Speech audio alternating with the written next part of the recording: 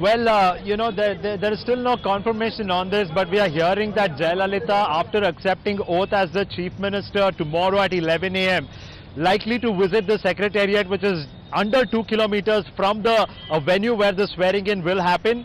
Once on her visit, on her first visit to the secretariat after accepting oath, she is likely to sign files related to welfare of women and transgenders. There is also a political connotation to this and a certain strategy element attached to it. We've seen the kind of loyalty that women folk in Tamil Nadu have extended their loyalty and support to Jayalalithaa, and they belovedly call her Amma, which is why perhaps an intention from Jayalalitha's camp to ensure that this particular gallery of women is played to, which is why there is a word now that a file related to women welfare and transgenders will be her first assignment. Well, Anand and Nikhil, a quick breaking also coming in. Our sources are telling your channel that Jayalalithaa will not be inducting new ministers. There are 28 ministers which are on the list. No new induction is what the message is coming in from our sources.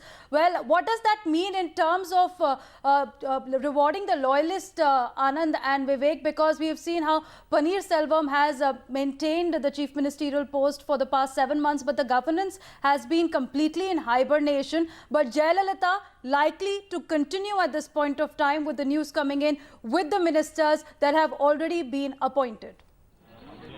Well, I think loyalty is being rewarded. That's the straightforward answer to that question. If she's not going to chop and change, if there are no new ministers who are going to be inducted, it's the same cabinet, because they held on with her. They held fort for her. They did not do anything untoward. They did not create ripples within the party. They did not create rift within the party. They continue to look at her as the single, unchallenged leader of the AIADMK, and that loyalty is being rewarded, Vivek, when we get to understand that there is going to be no new fresh induction of ministers. But more importantly, women welfare and welfare of transgenders, those are the first few files and decisions that she is going to take when she goes to the secretariat. And we can also tell our viewers that the swearing in will happen at 11 a.m. So between 11 and 1, we can expect a lot and perhaps more in terms of victory celebrations tomorrow. Well, what we see here is only a cross-section of Chennai, but remember, these are people, there are celebrations happening across Tamil Nadu, whether it be a Madurai or a Coimbatore, every tier 2 smaller villages, everywhere this kind of celebrations is happening. And precisely as you said, it's not the first time that Jayalalithaa is being sworn in at the Centenary Auditorium. Earlier also in 2011, which her swearing in did happen there. And after the swearing in, she's quite likely to go to the Secretariat, where she will be signing a few files, and that will be more of a symbolic in nature. And after that, by the end of the day, please do expect a press release from Jayalalitha's office, where a massive decision will be announced. All new popular decisions will be announced. Anand. Yes, absolutely, Devina, and it is important at this point in time for us to understand. Look at what's happening around us. Vivek, if you can just come up a little. This area is being cordoned off again.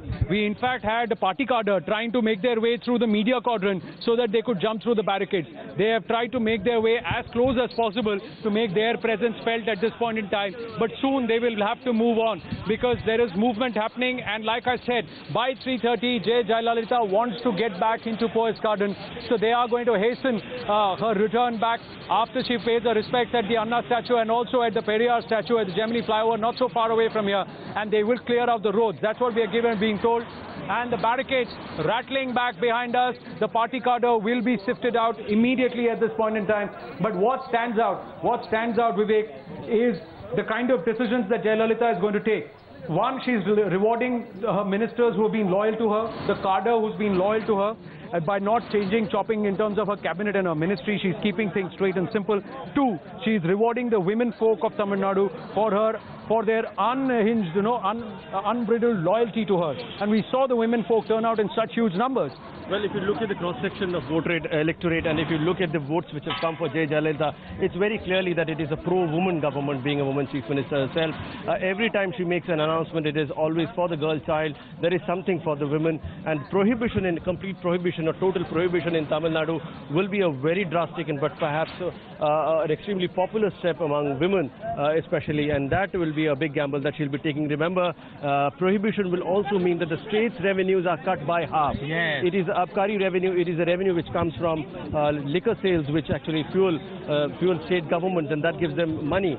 So that kind of a gamble she takes. If we can manage with what the central government does, given her rapport with the government and the 11 MPs in Rajya Sabha that she has, then it will be interesting to see how she manages and juggles the finances of the state and welfare measures. Anand. Yes, absolutely, because it is like Vivek said, it's going to create a huge dent in the state's revenues, into the state's coffers. So does Jayalalithaa has a plan to try and countermand and try and offset that loss through some other revenues? Is she going to unleash some very, very strong major reforms or developmental movements along with just her welfare policies? That is the bigger question that rides at this point in time. Because if that global investor summit has to happen, if money has to come in, it all has to happen soon.